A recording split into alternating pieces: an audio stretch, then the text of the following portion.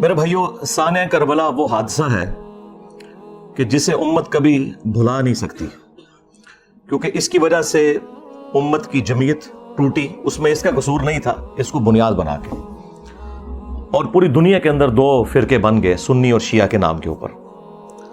ہمارے نزدیک تو دونوں مسلمان ہیں اپنی غلطیوں کے باوجود۔ انیشلی یہ اختلاف ایک سیاسی اختلاف تھا، پولیٹیکل اختلاف تھا، عقیدے کا کوئی اختلاف نہیں تھا، لیکن وقت کے ساتھ ساتھ یہ اختلاف اس لیول پر بڑھ گیا کہ آج عقیدوں کی شکل اختیار کر لی ہے۔ اور اس ایکسٹریم رویے کی پیش گوئی اللہ کے محبوب صلی اللہ علیہ وآلہ وسلم نے پہلے ہی فرما دی تھی۔ چنانچہ اہل سنت اور اہل تشیع دونوں کے ہاں یہ حدیث موجود ہے۔ اہل سنت کے ہاں فضائل صحابہ احمد بن حنبل کی کتاب میں یہ حدیث موجود ہے، مشکات شریف میں بھی ہے مسند احمد کے حوالے سے، جو مرفوع روایت ہے۔ اس کی صحت کے اوپر کلام ہے، لیکن وہ متن کے اعتبار سے روایت بالکل درست ہے۔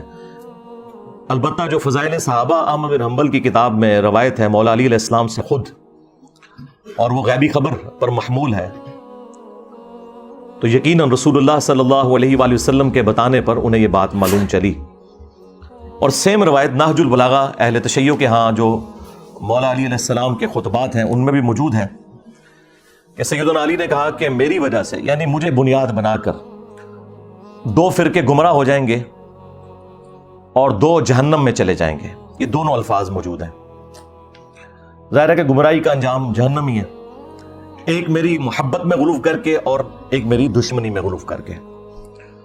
محبت میں غلو کرنے والوں کے لیے جو ٹرم یوز کی جاتی ہے وہ رافضی کی ٹرم، اردو میں ہم رافضی کہتے ہیں، اور جو دشمنی میں بغض میں بڑھنے والے لوگ ہیں ان کے لیے ناصبی کا ورڈ استعمال کیا جاتا ہے۔ تو یہ رافضی اور ناصبی، ظاہر ہے کہ رافضی اکثریت میں اہل تشیع کے ہاں پائے جاتے ہیں اور ناصبی جو ہیں وہ اہل سنت کے ہاں پائے جاتے ہیں۔ اور جب غصہ آتا ہے تو اہل سنت شیعہ کو رافضی کہتے ہیں اور شیعہ اہل سنت کو ناصبی کہتے ہیں۔ حالانکہ یہ دونوں جو گروہ ہیں ایک پولیٹیکل اختلاف کی بنیاد پہ الگ ہوئے، اور پھر اس میں جو ایکسٹریم لوگ تھے انہوں نے اس قسم کا ہنگامہ کھڑا کیا کہ اس بڑے لیول پہ وہ ہنگامہ چلا گیا کہ آج گمراہی اپنے عروج کے اوپر ہے۔ اگر اہل تشیع کے ہاں ایسے رافضی موجود ہیں جو علی اللہ کہتے ہیں، نعوذ باللہ، ہمارے سب کانٹیننٹ میں تو بہت کم لوگ ہیں، زیادہ تر یہ شام کے اندر نصیریہ فرقہ پایا جاتا ہے اور شیعہ خود انہیں کافر سمجھتے ہیں۔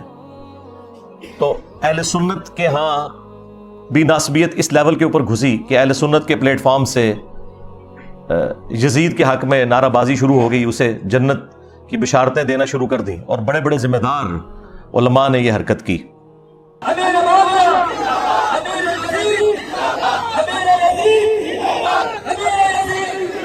کیا یزید کو حضرت امیر المؤمنین یزید رحمۃ اللہ علیہ کہنا جائز ہے؟ تو میری اس بارے میں جو رائے ہے اور استخارے کے بعد رائے ہے کہ ہمیں محتاط انداز میں ایک دو الفاظ ضرور کہنے چاہیے۔ وہ لفظ آپ اور زیادہ نہیں تو کم از کم اتنا کہنا چاہیے کہ حضرت یزید رحمۃ اللہ علیہ، حضرت یزید رحمۃ اللہ علیہ کہنا چاہیے۔ اور سیدنا علی کے مقابلے پر حضرت امیر معاویہ رضی اللہ تعالیٰ عنہ کو بڑھا چڑھا کر پیش کیا گیا، بجائے یہ کہ اس پر اکتفا کیا جاتا کہ ان کی غلطیوں کو صحابی ہونے کی وجہ سے ہم صرف ڈسکس کر کے چھوڑ دیتے، لان تان سے پرہیز کرتے ہیں، باقی ان کا معاملہ اللہ کے سپرد، وہ تو قیامت والے دن اللہ جانے اور اس کے بندے جانے۔ لیکن یہاں پر لوگوں نے جو قاتلین اہل بیت تھے ان لوگوں کے ناموں کی کانفرنسز کرنا شروع کر دیں، مقتولین کو بھلا دیا، بجائے یہ کہ عمار بن یاسر کے اوپر کوئی کانفرنس کی جاتی جو اولو العزم اصحاب میں سے ہیں، سابقون الاولون میں سے ہیں، اصحاب بدر میں سے ہیں، ان کے حق میں کوئی بات کی جاتی، ان کے قاتلین کے حق میں نعرہ بازی کی گئی۔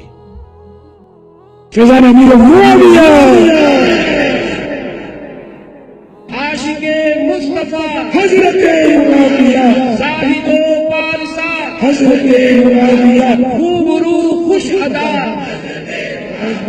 خوش نما خوش لقا حضرت معاویہ۔ اور یہ ہم نے پچھلے 15-20 سالوں کے اندر اس قسم کے معاملات دیکھے، اور اس سے پہلے تو خیر قتل و غارت کا ایک بازار گرم تھا، سعودیہ اور ایران کی پراکسی وار کی وجہ سے، جو اب کافی حد تک FATF حافظہ اللہ تعالی کی برکت سے اور ضرب عزب اور رد الفساد دامت برکاتہم عالیہ کی برکت سے ایڈریس ہو چکا ہے کافی حد تک. لیکن آپ کو پتہ ہے یہاں پہ جو سنی شیعہ ایک کنفلکٹ ضیاء الحق کے دور کے اندر اس ڈکٹیٹر نے اپنی حکومت کو دوام دینے کے لیے جو کچھ یہاں پہ کیا، وہ اس کی تکلیف ہم آج تک کاٹ رہے ہیں. بہرحال یہ تاریخ میں ہمیشہ ہوتا رہا. اہل سنت شیعہ کو رافضی کہتے رہے، شیعہ اہل سنت کو ناصبی کہتے رہے، حالانکہ دونوں میں اکثریت ان لوگوں کی موجود تھی جو ماڈریٹ تھے، اختلاف رائے رکھتے تھے لیکن ایک دوسرے کو مسلمان ہی سمجھتے تھے. شیعہ کافر کے نعرے ٹوائلٹس کے اندر لکھے گئے اور باقاعدہ ایک مہم چلائی گئی، اور اس وقت جو بھی ماڈریٹ علماء بولتے تھے انہیں قتل کر دیا جاتا تھا، اہل سنت میں سے بھی اور اہل تشیع کے اندر سے بھی. اور یہ پوری تاریخ اسلام بنو امیہ کی، بنو عباس کی، ایون سلطنت عثمانیہ کی بھری پڑی ہے اس قسم کے قتل و غارت سے. اور یہ ایک اسلام کے اوپر بڑا مشکل وقت رہا ہے تھرو آؤٹ. یہ تو اب میڈیا کی برکت سے حقائق لوگوں کے سامنے آنا شروع ہوئے اور ٹالرنس آئی، اور اللہ کے فضل سے ہمارے اس پلیٹ فارم کی برکت سے آج دنیا کے اندر ٹالرنس آ چکی ہے اہل سنت اور اہل تشیع کے ہاں کہ ہم نے کو ایگزسٹ کرنا ہے اپنے اختلاف رائے کو اپنی جگہ رکھتے ہوئے، لیکن ایک ریڈ لائن کو کراس نہیں کرنا. دونوں کے پاس اپنے اپنے دلائل موجود ہیں اور بنیادی عقائد تو کامن ہے. اب الگ پروپیگنڈا کیا جائے کہ شیعہ 40 پاروں کو مانتے ہیں، حالانکہ پاروں کی ڈویژن تو تابعین کے دور میں ہوئی. ہم تو 30 پاروں کو بھی نبی الاسلام کی طرف منسوب نہیں مانتے. نبی الاسلام کے مبارک زمانے میں تو سورتوں کی ڈویژن تھی. تو اس قسم کے جھوٹے الزامات ایک دوسرے کے اوپر لگائے گئے. اہل تشیع کے ہاں مشہور کر دیا گیا کہ یہ سیدنا علی کو نہیں مانتے.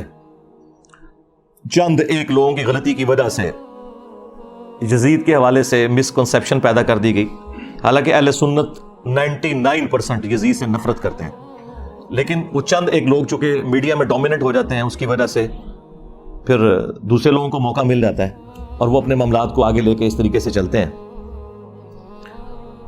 قرآن حکیم میں اللہ تعالیٰ نے اگلی امتوں کا ذکر کرتے ہوئے انبیاء کرام علیہ السلام کا ذکر خیر کیا سورۃ المؤمنون میں، اور اس کے بعد پھر کنکلوژن کرتے ہوئے فرمایا فَتَقَطَّعُوا أَمْرَهُمْ بَيْنَهُمْ زُبُرًا كُلُّ حِزْبٍ بِمَا لَدَيْهِمْ فَرِحُونَ. انبیاء کے جانے کے بعد ان کے جو جانشین ہوئے آنے والے لوگ، انہوں نے دین کو ٹکڑے ٹکڑے کر دیا اور آپس میں گروہوں میں بٹ گئے. كُلُّ حِزْبٍ بِمَا لَدَيْهِمْ فَرِحُونَ، ہر گروہ اس کے اوپر خوش ہے جو اس کے پاس ہے. یہ سمجھ لیں بالکل ڈیٹو کاپی یہاں پہ ہوئی ہے کہ یہاں پر بھی ہر فرقہ خوش ہے جو اس کے پاس ہے. یعنی اہل سنت میں 3 بڑے بڑے فرقے ہیں، بریلوی، دیوبندی، اہل حدیث.